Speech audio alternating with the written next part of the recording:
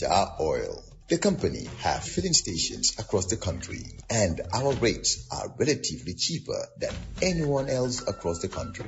Jar Oil is the biggest producer and distributor of cement in the country with the most competitive prices in the market.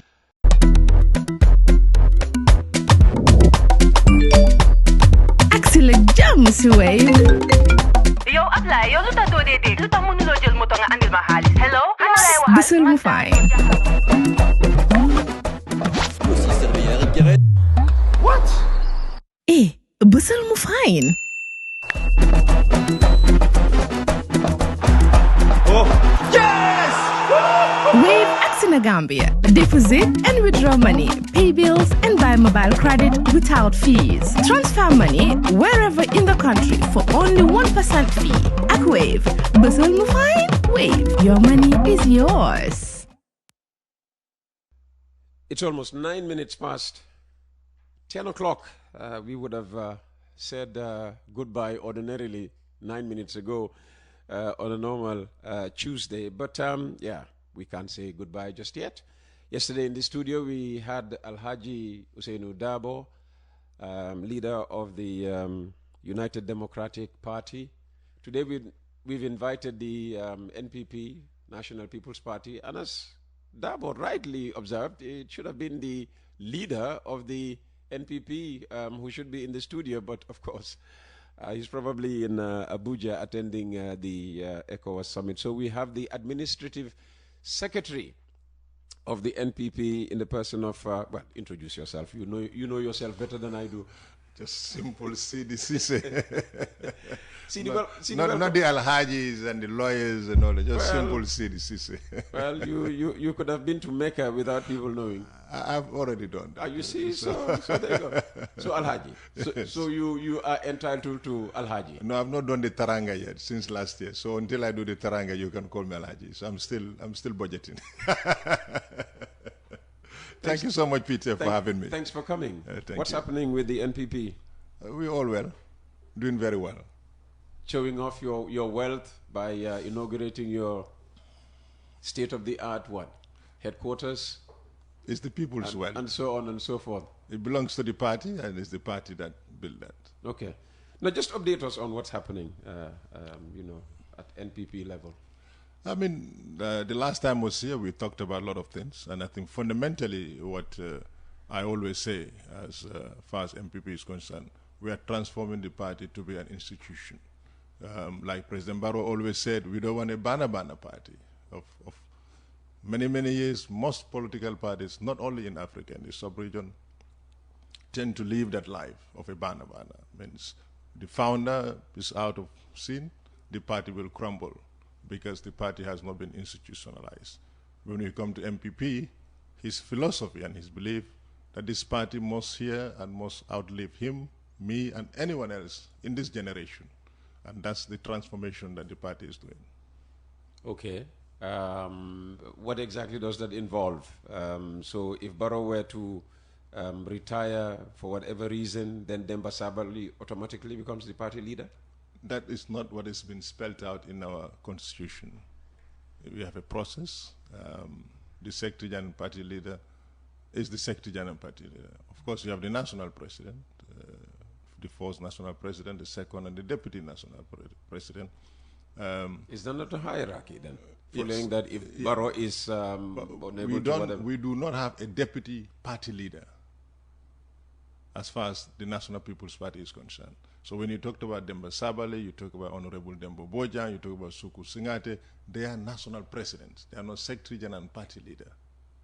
Okay. That's how the party is structured. So when you don't have Barrow, then you have to go to a Congress. And then the fighting begins, because you have three people, on the same level. No, it's not necessarily mean the national president or the first deputy or the second deputy have to go for the position. It could be anybody. It could be Peter Gomez, who is a card holder of the National People's Party. Let's make very clear that I am not. You are not, but right. It never. We have a lot of card holders of the National People's Party who can show interest, and it's the party members who will make that decision, not an individual. And President Barrow have always said that the party belongs to the Gambian people, and rightly the members of the National People's Party. Why was Bundung chosen as, the location for the NPP headquarters? Manka Mankunda would have been an obvious choice. I mean, the philosophy of NPP is a people-centered political party. So we could have choose the high end, the Kairaba avenues, the Kotus, Only there's no space along Kairaba Avenue. Of course. I mean, in Bundun too, there was no space. But people are selling their properties. Oh. Yes, even in Kotu here, I'm so if I have a good bank balance, I can get a property next to you. You can buy this premise. So when it comes to land, it's not an issue. It's what you have. But our philosophy is a people-centered party, where we'll be somewhere that people can get to us. You don't need to struggle to get to National People's Party's headquarters. Well, you're very close to where I live.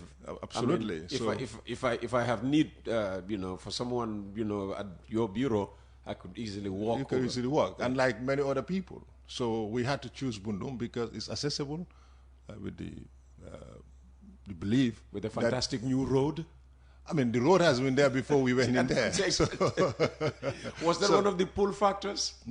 Not really. The pull factor is a people-centered political party that you don't have to struggle, and you can see people on a daily basis. You can socialize, do a lot of things with the people. I can just walk out of my office and buy, Domi mango, gerte, and that's what it is. So, like President Barrow have said recently in his speech, let's listen to the people. If you are with the people, you got to listen to them. So in Bundung, we are listening to the people.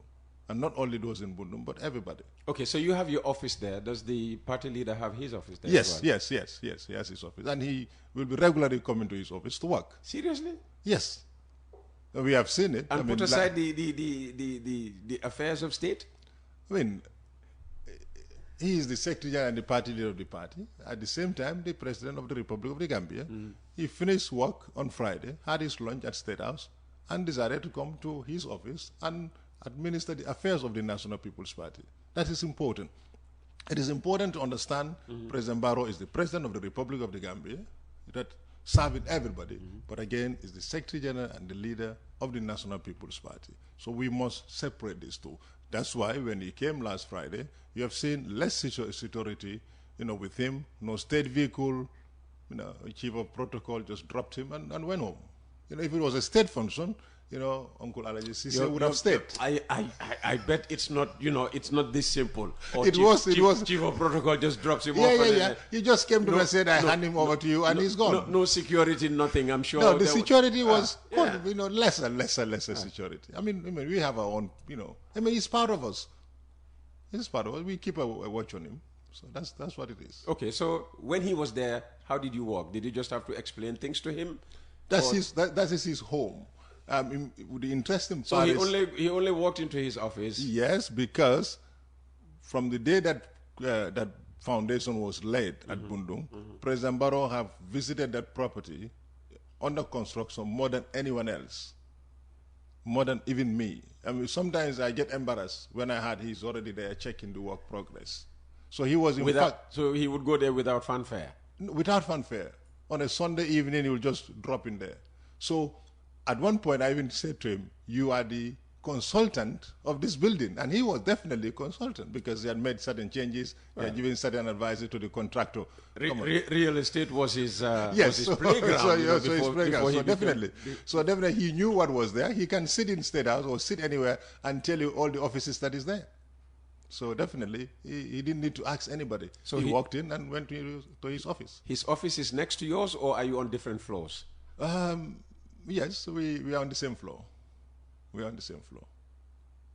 How many floors? I mean, typically, if you consider the Gambian way of saying floors, probably you'd say 3. No, it's American and English. Yeah. So you choose which one. The Americans would say what? 3? I'm on the second floor. You're on the, so is it a 2-floor building or a 3-floor building? In America, you will say probably a 2-floor building. In the US, you may say 3-floor building. Okay. All right. Okay. Yeah, America and US to you are different places? No, I mean Britain. So yes, but it's not the building that matters, Peter. I think we need to make that clear. is what is being done there. That is the most important. We are making sure that building become an effective, a productive, building to serve the interests and the aspiration of the people of the National People's Party and the Gambia. Rather than a bantabar for NPP. It's not actually a bantabar. Yeah. Of course, we have a bantabar. We have a hall we call a bantabar, named after the late Karamo Jadama. We have a hall named after the late Kao Barry. We have a hall named after our national president, Honorable Dembo by Force. How many halls do you have? We have 3 magnificent halls. And you'll be renting these out for social gatherings and whatever? Yes, possibly, but with NPP we have lots of programs. So we may not have a space. If you need a hall to book from us, you might have to wait for 12 months. so Peter, in fact, right as we speak, we have about 27 party workers in that building. And they are working effectively and they're on check. We have a biometric clocking system. So we are working to transform as far as the National People's Party is concerned. So it's not complacent. It's not a bantabar. You come to work, you do work. And we make sure the welfare of our staffs are given paramount importance.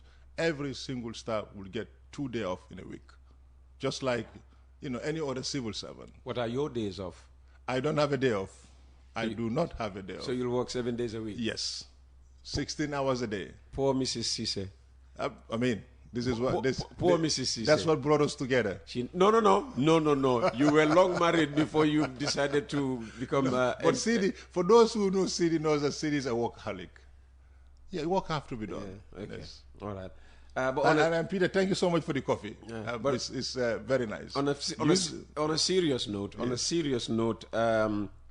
all is not going well in the NPP. Very well. No, I mean, your youth president has broken ranks and he's soon to form a new party, we hear. Every person, whether you are a member of NPP, as long as you're a Gambian, you are within all your rights to form a political party. And as far as NPP is concerned, the Keba Madis, the Lamin Jatas, the Lamin Toures, the Senemanes, they have right to form political parties and they have a right to freedom of association. We have no problem with that. But you cannot hold positions in the National People's Party and speculations continue to say you want to form a political party. Even though Keba Madi have not come out to say he is forming a political party, or Lamin Jata, but we believe as a party, we are institutionalized in our party, we follow in the process. That's why when speculations continue to grow, and in fact, for Gambians to know that this is not something that happened just yesterday. This thing has been going on, and Keba Madi has always denied forming a political party. He's been engaged on several occasions, and he denied. But of late, we have seen his activities, and we wrote to him to say, these things are going on, and you continue to deny, but we want you to explain to us what is actually happening. What activities? People very close to him would say, definitely he's from a political party, and people around his place for meetings, and so these are things is not hidden anymore. He might have been meeting people on behalf of NPP. No, but NPP has never been discussed, in those meetings. You can't be sure because you were not. No, but we're seeing evidence of videos and audios. So based on that, we thought it would be important to engage him to explain to us what is actually happening. Because we don't want to speak for him to say, definitely you're forming a political party. We gave him the opportunity to hear him, write to us and tell us. And he chose not to write to us. So he's not written?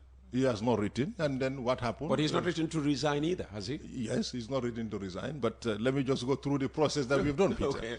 After we wrote to him, he did not respond. The secretary and the party leader decided to constitute a committee, chaired by the first deputy national president, Demba Sabali, and I was the secretary of the committee, to invite him and his colleagues to come before this committee and have an interface, but they ignored that as well.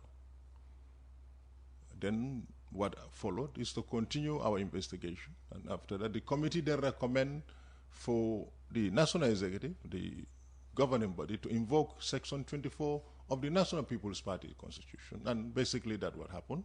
And unanimously, the party decided to relieve them of their position. They're still members of the National People's Party until they choose to resign from the party. But we don't want a vacuum. If Peter sits here to host coffee time, if he doesn't appear for a week or two, I mean, we the listeners, are missing something. And we feel our youths are missing something. The Gambian people are missing something. So we cannot continue having a vacuum. This is what actually happened. They are friends, they are brothers, and we are in it together. Okay. All right. So you've relieved him of his position. Yes. You still term him a member of the NPP. You could have exercised the same patience. Okay, he's head of whatever. The deputy is there, isn't there? Yeah, of course. Yeah. So let the deputy, if he's not there to be given the responsibilities as national youth president, and he has deputies, give them those responsibilities. It's not about the responsibility. It's about what the individual is doing. That is actually what is happening. Yes, you are the national president, you have your deputy, you have your... So as far as you're concerned, he was working against the party rather than for the party? Yes, that's what we believe. Since he did not come to explain to us, we then relieve him of his position. And I think, with due respect, we respect Keba and his team, and I think NPP as a party cannot continue to be held to ransom. But when he goes, he will certainly not go alone. I mean, he would have come to the party with certain people who believe in him, people who stayed with NPP because they believed in Keba Mahdi, and people who would go with Keba Mahdi to wherever, he wants them to, accompany him. Thank you so much, Peter. I think when it comes to politics, that is what we, in French, will say déjà vu. These are things that are not new. I mean, for many people who are listening, probably I'll give some historical examples here. Mm-hmm. The young ones may not, but I was quite young, but I was always fortunate to follow. You're still young as far as yeah, of course. I am concerned. Wow. I mean, Peter, you remember the Assam Musa Kamara, the Lamin Sao, the former Attorney General, when they formed a political party. Lamin Sao, historically, until date, he has been the most serving Attorney General. Very popular, very powerful. But he wanted to be a vice president in the Jawara government then. And being the Attorney General, he cannot because he didn't go to elections. He contested in Banjul Central. Unfortunately, for the opposition then, he won. I mean, but the margin was quite narrow, about 200. This is 1977. Jawara did not make him the vice president. Decided to give him lands ministry. The same people who believe Lamin Sao was supposed to be the vice president turn around and say to him, "Ya luta yang nangu local government." And Mubai. And he went and formed with Assam Musa Kamara and formed a political party. At the time, the Assam Musa Kamara, who have been vice president, the Lamin Sao, who was attorney general, we are considered very powerful. What happened next? Tell us.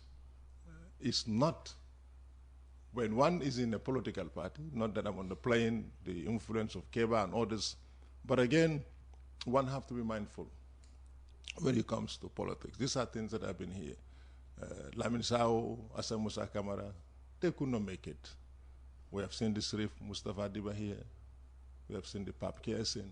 All these form political parties. They went through. I'm not saying Keba and his team cannot make an impact, but I am with the belief today in this country, the only party that can see us is the National People's Party. Of course, Keba and his team would attract some supporters here and there, some sympathizers. Why I'm not Wolof Njawa or Ninko Waxi Sose. Nimboroma me koma tumba bekalong. Sudaw bi yagu do xam ñu des gannaaw. Come December 2025, Keba and the cloud would crumble. I can assure you that. Like I told you here, our last program, Sona will be on the ballot box, take it to the bank. But again, we have seen political parties be registered. That's not a certainty just yet. Useno? He will seek to be on the ballot box. But he's the favorite of the committee. Yeah, he's their favorite. It does not make it a clear-cut decision just yet. It's their favorite. It's their favorite. Speak for NPP. You can't speak for UDP. So, I mean, Peter, you and I have been here. I mean, you've been here longer than me. And again, when political parties are coming, you may have little noise. Oh, party sangam bungenyo. In fact, sometimes it will be the intelligence who will gather this information. But it won't be an open njente, choli, party nyona, party sangam, turbijen and all that. But that's what we have seen. The NDP, they call it, the National Development Party or whatever, or National Democratic Party, is all over the place. Logos and all that. Yeah. It's a new party. It's not yet a party. It is not yet a party. It is important for people to be informed. Okay. The IEC, the Independent Electoral Commission, is only that institution that can announce a political party. Of course, you can have your wish. My good friend, our friend, Dr. Amadou Jane, similarly had a name for a political party in 2017, the runabout, but it never saw the light of the party. So I'm sorry to say that the NDP may never see the light of a party. Why would you single it out? I mean, are you people rocked already by the possible, emergence of this NDP? Or are you worried that they are piggying into maybe the popularity of the use of the word NDP? Not really. That would catch on easily. No, not really, because I believe you have to be strategic in doing a lot of things. Well, they are strategic in choosing a name for themselves. Even Barrow talks about NDP. So whether Barrow likes it or not, when he makes reference to his national development plan, it's not a question of being strategic coming with a name. It's been strategic setting a political party. But anyway, Peter, we will focus on the National People's Party, but not a group. You are focusing on your threats. I'm sure you talk about UDP every day, because if there's any threat to the reign of the NPP and its coalition partners, it is the UDP. I don't see UDP as a threat. There is a very famous tree in the bush that born itself. It's called Fanjano Yiro. Garabla bo xamni dafa grow and beautiful flowers, beautiful fruits, all of a sudden bena good remu taka. That's UDP for you. It burns itself? Yeah, Fanjano, yes. That's a tree for UDP. That's UDP for you. So for us, we are not seeing UDP as a threat. Why are you using that as a symbolism of maybe the situation of the UDP? Why? I would enjoy a conversation where I'll have the UDP and I to discuss, and we looked at the historical facts from 1996 to date, whether this party has grown to make that success that they anticipated for all these years. And it's not the case. It doesn't matter what they do, it's a fanjano. It's that beautiful tree in the bush that in fact not only bond itself, but bond the whole bush. That is it. I'm sorry to say that, Peter. You're not basing yourself on any scientific findings. No, but 1996 to date, at one point you think this particular party had made progress, had made Gambian people to believe that it's a party for the Gambian people, it's a party that is not going to be a sectionalist party. Sectionalist? Or a tribalist party. Tribalist? But we see when people in UDP... Dabo just explained that yesterday. It's not a tribalist party. I mean, come on. We have seen statements that have been coming out from top brasses of UDP. You cannot say that party is not considering itself to align itself with a particular language. That's basically that is happening. When the chairman of Bricamere Council makes certain statement as the chairman of the biggest region in this country, you wonder what sort of party or what sort of people this, would they call themselves? What did he say? I'm really frightened. I didn't hear that. Did he say that in Mandinka? If he did, my Mandinka. I'm really, of course, it was on Facebook or it was all over the place. I'm frightened. I'm frightened, and I've always been frightened to be around anywhere where a UDP government will be. And I beg. Well, the people of West Coast region don't seem to have a problem with the UDP because, I mean, NPP has made no inroads You see, the problem in the West Coast region. So the problem whatever is troubling you is not troubling the people of West Coast region. You see, when it comes to local elections, Yes. it's different. When it comes to national election, you know, I mean, we've seen where we say, okay, 40, 50% of the Gambian people are those who did not decide. You know, the Peters and others, you know, just want to go around getting their nice benekin, their nice super Mbahaligori again and whatever, and just wait for the day to go to the polls. And they look around among the ones that are out there, who do I feel safer? You are describing me now. Absolutely describing me. So who do I feel safer with? And you turn around and say, Baro, you know, Monyu General. Or Usainu Dabo Monyu No, Baro Monyu General. We have seen that, and Gambian people went and do that. And the same thing is going to happen in 2026. People are going to sit around, get their ndugas, get their beautiful dish ready, and tidy their houses, and then just go and vote and come home and just, you know, relax. Because Baro Molen General, Baro Molen Jojama.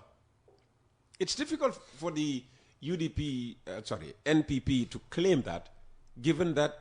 Claim what? That, you know, NPP Molen Genal, Baro Molen Genal, because they are yet to fight an election alone. You fought the last election in alliance with other parties, so your victory, like the APRC claiming that, you know, I mean, if it wasn't for them, you know, Baro. Peter, you know, alliance is not new in politics. I'm making a point. You know, you are making a point. Yes. But even the UDP, the last election, they had the BB Davos and others with them. So it was not like they went into it solo. They had other people who joined them. They had the Mary Sox, you name them. They joined them. So they did not go alone. And the MPP too. You know, we have our ally parties. That's true. So it's not about who we go with. It's about the Gambian people feel comfortable and settled with Adama Barrow. We all know today in this country, development is all over the place, infrastructure is all over the place, and we have our freedom, we have peace of mind. From 2017 to date, no family member have left their house and disappeared. And there is no single political prisoner in Mile 2. And in fact, if I quote Usainu Dabo yesterday, you were listening to him? I always listen to Coffee Time. You know, when he talked about do not consider previous elections of his, because it's in Yame's time, but this time could be different. It's different because it is important for him to acknowledge the space that has been created under the leadership of President Adama Barrow, where political leaders, where presidential candidates in election are accorded with all what they need. They had a full platoon of police security with them in the history of this country in 2021. I mean, I'm not Wall of Njawa, you know, Hajj, Nunko Banban, one Bonyambiana. And Adama Barrow has been one person, you know, who is very tolerant. We have seen, I must congratulate him for a brilliant speech delivery at the National Assembly, at the Sona.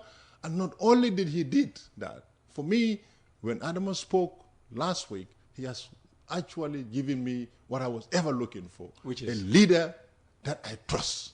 And Adama Barrow is a leader that I trust. Not only did he did a brilliant speech and talked to the Gambian people at their level for them to understand the work that his government is doing, he left his seat and went and greeted lawyer Usainu Dabo and had a pleasant chat with him. I had Usainu saying you want to call him infrastructure Barrow or whatever. I mean, he should have, because definitely Barrow is known for that today. Infrastructure-wise, I'm not going to Sumamboka. In fact, sometimes I'm scared not to be on the road. Maybe Barrow never concrete. That's interesting. So of course, he's the infrastructure man. He's the man who is transforming this country. And again, not only he gave pleasant greetings to Usainu Dabo and all those people, he went to the majority office of the National Assembly and greeted all the members of Parliament who were there, have a pleasant chat with them, and then went to the minority leader's office.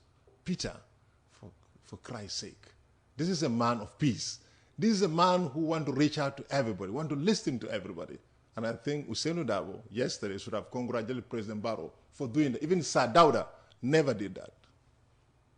I'm a kid, but Ousseynou was here and others were here. They cannot recall. Well, when Sadado was here, Ousseynou wasn't around. But he was around. He was there. He was here. He was not in politics, but he was not in politics. I used to remember a lot of work had to be done for the late Sri Mustafa Diba to even have the pleasant greeting with Sadauda. You know, whenever it happens, Radio Gambia, the late Lalo Samad and others would be celebrating in Radio Gambia for because that's such what, a thing. That's what public radio does. It's just like GRTS would trumpet. No. But when it comes to what Adama Barrow have just done, it is historical. You know, in fact, not only for Gambia. We haven't read that in any newspaper. Of course. But I've seen. Are you suggesting that we are all opposition? That's why you're not opposition. You did your job. But again, even people around the sub-region have reached out to us to say congratulations, felicitation, because Adama Barrow, what he's doing. Who in the sub-region? We know. I mean, these are our partners, and these are people who have interest in the Gambia. You just made that up. No, Peter, come on. Anyway. But people are complaining that Barrow avoided all the burning issues of the day. Rising cost of living, scarcity of, commodities and the like. Peter, you see, Barrow did not avoid anything. He talked about food sufficiency. He talked about, the ordinary Gambian, people. I mean, when people talked about... Those are declarations of intent. We want to do this, we want to do that. No, it is not. What is plaguing the people now? No, it's not that, intent. Barrow, what he did was a manifestation and a deliberation on what had actually happened. I had Lawyer Dabo, my old grandpa. Oh, so we're going to spend the whole morning... No, because we're talking about what Barrow said. He talked about, he said it was a propaganda. I mean, for Christ's sake, this was not a propaganda. Whatever Barrow said is out there. Peter, you and I, if you just take a walk out here, I'll just point to you a great work that President Barrow have just done. And Ousseynou talked about the lamp poles. He talked about electricity. He said the poles, they are dumping poles on them, they are dumping meters on them. I was very disappointed, honestly. Why? Because I, for example, living in Bruford, have the opportunity to have a cool drink in my fridge, and my wife can go and do a weekly shopping and put it inside the fridge and doesn't have to run around Tiba Garage every day. You want to deny my uncle in Badiou Salikenye that opportunity. You are telling them, giving them a meter and giving them electricity is not a priority. For me, I'm really disappointed. And I think Gambian people need to know the type of politicians we have in this country who actually want to use everything to downplay the development that President Barrow is doing. That's what the UDP does. What Ousseynou Dabo said here yesterday, talking about dumping meters on them. I mean, of course, come on. Their life in the provinces should not be different with my life in Bruford, because we're all taxpayers, all Gambian citizens, and electricity should be a necessity for us. So I think they do not want to see a Gambia where every single person has access to electricity and good road and water. And this is important. It's a fundamental right. And again, when he talked about the OIC road, that his car bumps and bumps because the road is bad, President Barrow have asked to replace his car for him, but he never take the offer. But now he's not talking about the bumps on the roads, he's talking about dumping meters on them. And I wish, Peter, you can send your reporters in this rural Gambia and ask them whether those meters been dumped on them, they want it or not. They really want those meters. They're in celebration, that they're enjoying what you and I are enjoying, an air condition, a fan, cold water, keeping their food refrigerated. Absolutely. Jar Oil, the company, have filling stations across the country, and our rates are relatively cheaper than anyone else across the country. Jar Oil is the biggest producer and distributor of cement in the country with the most competitive prices in the market.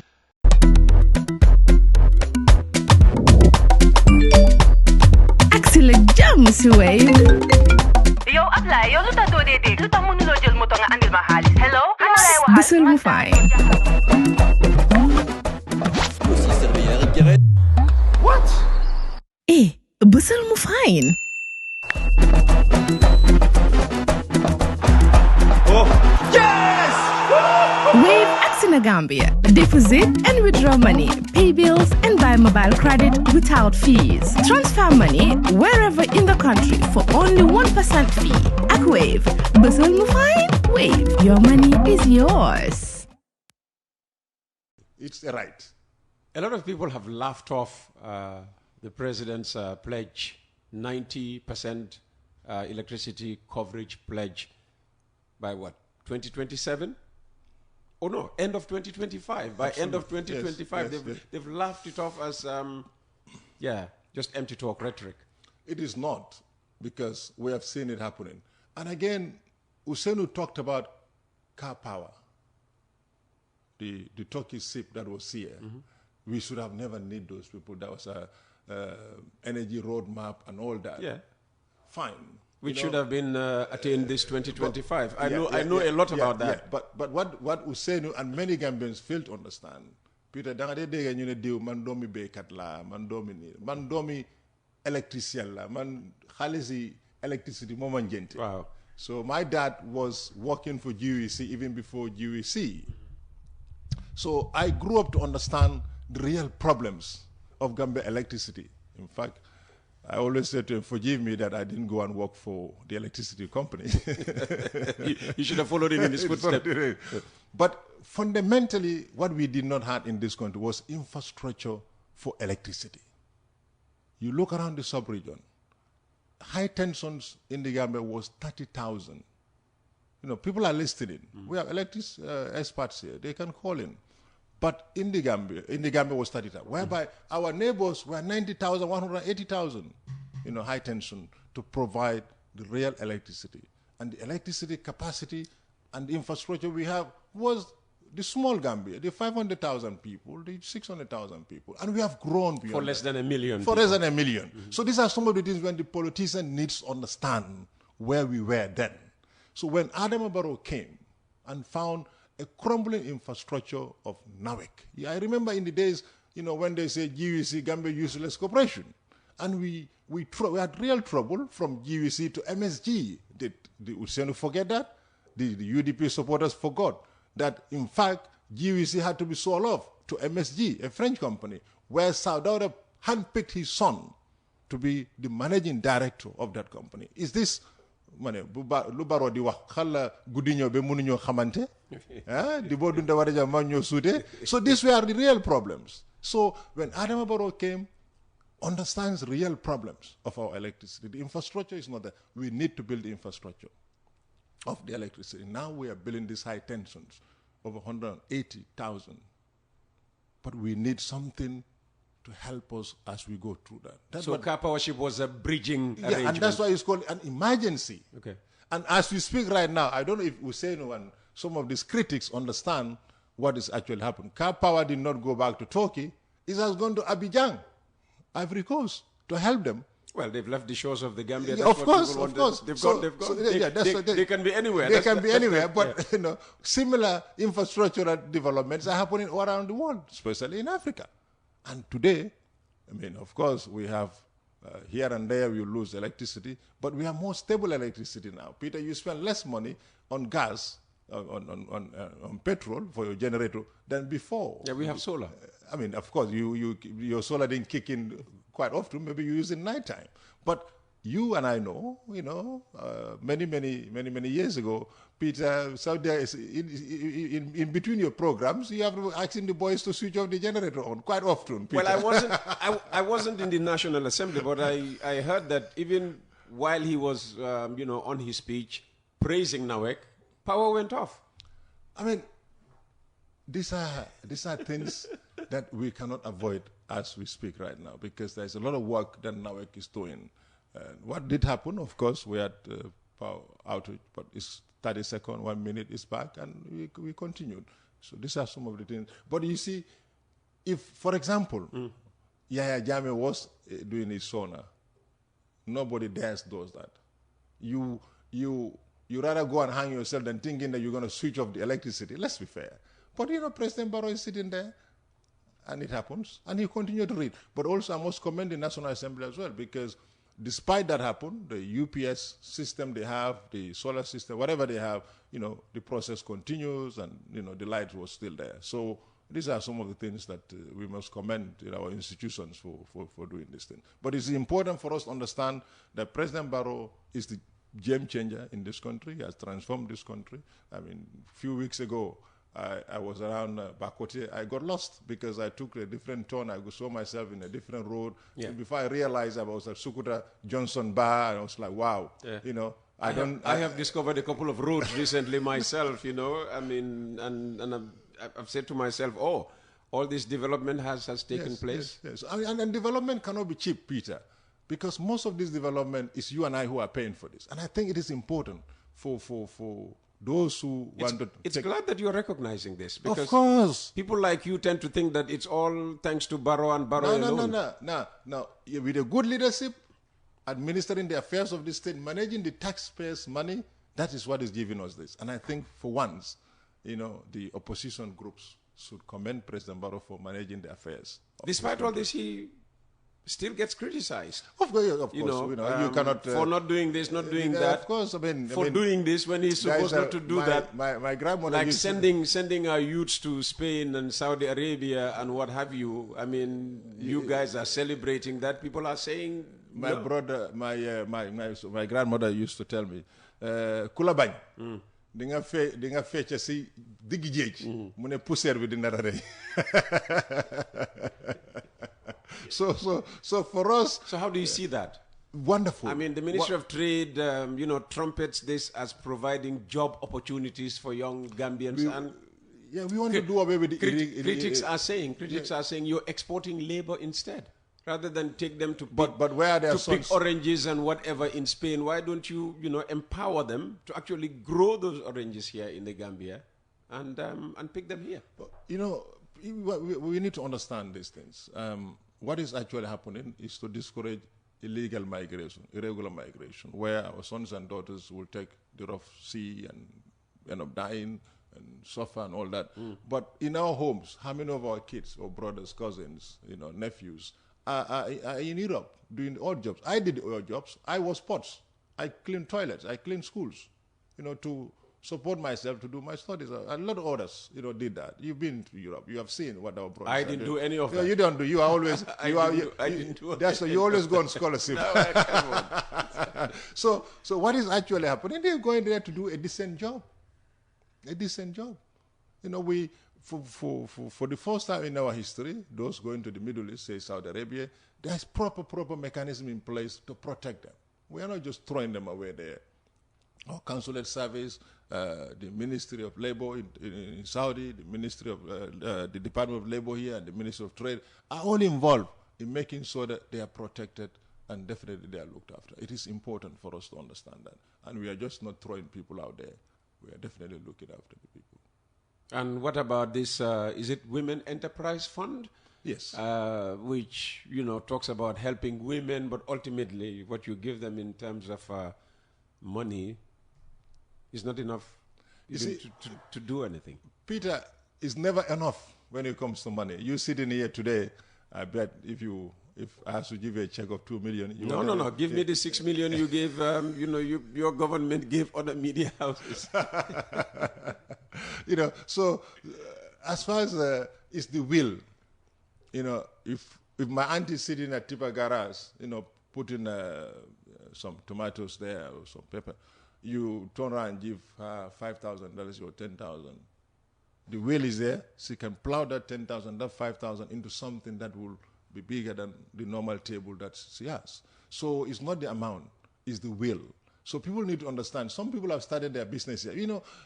I've seen my uncles, the Badbunkers. They will start with a little stall with a couple of peas, and then the next thing they will be expanding the little table and, going to the little shop. I grew up, in that setup. I grew up with my uncles. Somebody will just go and do the farming in Badibu and have a good harvest of groundnut, Jaiko at cooperative, and just come and buy a little ballot of Fokojai. And that little ballot of Fokojai, every year, during the dry season, Terete, we'll be selling that Fokojai. The next couple of years, we'll be, having a big shop, You know, so because I will use my uncles, I will not use the Fullers or the Saraules before somebody take offense. Well, you're naming them now. You're naming them now. No, I'm just giving you one. So it's not the money, it's the will. It's the will here. The willpower to plow that little money into something else. And what about the fact that, okay, I mean, he boasts of being the chairman of the OIC, and we all do. I mean, the Gambia holds the chair of the 57-member organization. Yet the Middle East is in flames, and the Gambia hardly saying anything or doing anything about it. Yes. So when you say doing anything about it, I think that is not right. In diplomacy, you don't expect President Barrow to sit at the National Assembly and make certain, statements and all what they're doing. But I know for a fact the Secretariat of the OIC is busy engaging other stakeholders. Under his orders or... Of course. He's doing a lot of work. He's having sleepless nights to talk to other leaders to see how to... seriously? Of course. That should, he cannot come to... That should be out in the public. Yes, of course. But, in other countries, even when there's a phone call between... Usainu Dabo talked about a Minister of Foreign Affairs is a principal. The policy on foreign affairs is the president, who is the executive, and fair enough. But again, President Barrow will not sit out to come out and say X, Y, Z that I'm doing with the Middle East. But I know for a fact. He's got the largest communication team ever assembled by any president of the Republic of the Gambia. Yeah, but he's doing it. Right now, work is going on. They should be telling us what... Talks sound, but Peter, these things are processed. If I am going to talk to Peter, who is the president of Israel or something, you got to go through other protocols. You got to go saying. Yes. So these informations go around and go around and go around, and you see, some of these leaders are in crisis. How do you handle those crises? How do you handle them when they're in crisis? So who has he been talking to? That you know I don't need to mention those names, but I know for a fact, and I just want to inform the Gambian people, President Barrow is not just sitting there folding his hands and seeing the Middle East in flames. He's actually working extremely hard to see whatever he can do to put sense, on the table for these people. And I think we have seen what is happening of late. Engagements have started to You could say he's more powerful than Trump. Trump is just part of NATO. NATO is not as big as the OIC. And right now he's chair of a 57-member international body. But the behavior of Trump and the behavior of President Barrow is completely different. The way Trump does things and the way Barrow does things. And also we must understand the OIC is an organization that believes in peace and dialogue. That has always been the cornerstone. We have seen it here when we had the Jawara here, the Iran war, and all those things. Was mediating peace between. Of course, and that's what we would have loved to see Barrow do. Barrow too is doing similar. He's doing the same. But the times are different, Peter. The times are different. You cannot compare what Jawara was able to relate at the time to this, because there was two countries at conflict, but you have in a regional conflict, state powers. All the more reason why the chairman of the OIC should be busier than we seem to see Barrow being. He's busier. He's busier dealing with these issues. I mean, I won't be the one to say, but I say, come time, Well, you know him. You work very close. I know he's busy. He's very, very busy. Okay. He's having sleepless nights. As part of the engagements, has he spoken directly with Donald Trump? Not really. I cannot confirm, but I know there's a lot of work that is going on. And this is not political response. I'm actually telling you, because lives and properties, are in misery. Innocent people are dying. You see what is happening even yesterday, what we have seen in Qatar. All these things that are happening. So it's a concern. Yeah, that's why I said, it is a concern. Increasingly, his voice needs to be heard. His voice has been heard, but you and I probably are not hearing, but he's doing a lot of work behind the scene. It's important. Diplomacy is behind the scene. And speaking of diplomacy, yes. I mean, has he engaged Trump about the impending, visa restrictions on the Gambia? Do you know? I mean, I think the Minister of Foreign Affairs is your good buddy. No, he doesn't go to the media. He doesn't come to us anyway. I mean, doesn't even acknowledge when we try to reach out to him. He's busy going around. But again, On the orders of the president, talking to U.S. officials about the visa restrictions? These are important issues that we have taken seriously as a party and as a government, because it is important for people to understand when we speak as the National People's Party, we speak not only for the party, but we understand that we are in government. And our party is the mirror of government. That's why I always tell our members we must make sure we speak with honesty, sincerity, and understands the real problems of the Gambian people. Yeah, but on this, U.S. and, potential visa sanctions. But it is not only because Gambia. Now we're hearing in one of the, I think it's the, let me just prove. It is, I think, the Standard saying, Gambians intending to apply for U.S. visa advised to turn social media settings public. So now we are, the visa has become so difficult to get now. Conditions are becoming stricter. The issue with Gambia for U.S. visa is not an isolated thing. It's not like Gambia is just being picked. No, but we America. Care about Gambia. Yeah, It's how it's affecting us directly. This is about America with their foreign policy. Yeah.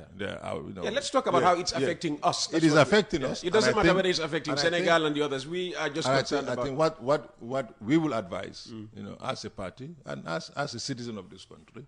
And I'm not speaking for the minister, I'm not speaking for President Barrow, I'm speaking as a citizen of this country, that our government, our Ministry of Foreign Affairs must double up their effort to continue to engage. I know they are on engagement, to continue to engage the State Department on some of these issues. That's all you would say? Yes, it is important. You wouldn't tell us how about advising Barrow to pick up his phone and speak to directly to Donald Trump about relaxing? No president out there can just call Barrow directly. Peter, you know those things. And Barrow cannot just pick a call and call directly. These are things that have to go through, the screening, through the processes. So if there is a need for President Barrow to speak to Trump, he will definitely speak to Trump. You don't think there's a need just yet? No, I'm not saying there is no need. If there is a need, Well, let's assume there is a need. USAID support to this country is gone. That is not only Gambia. It's affecting. No, listen. Let's just talk about how it's hurting us. Other countries don't care about what is happening to the Gambia, so we should stop pointing. We are concerned. We are concerned, and we are putting measures in place to make sure that these things can be addressed. If they cannot be addressed, but the impact on the ordinary Gambians is manageable. Peter. All right, it's coffee time with Peter Gomez. First hour with Seedy Ceesay. When we come back, we will start taking your text messages for Seedy, if there are any. Jar Oil, the company, have filling stations across the country, and our rates are relatively cheaper than anyone else across the country. Jar Oil is the biggest producer and distributor of cement in the country with the most competitive prices in the market.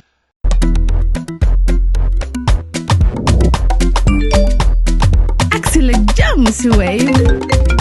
Yo, apply. Yo, luta do de de. Luta mo nulo jël moto nga andil ma xaalis. Hello? Ano lay waxal? Bisul mu fine. What? Bisul mu fine. Oh, yes! Wave Axina Gambia. Deposit and withdraw money, pay bills and buy mobile credit without fees. Transfer money wherever in the country for only 1% fee. At Wave. Bisul mu fine? Wave. Your money is yours.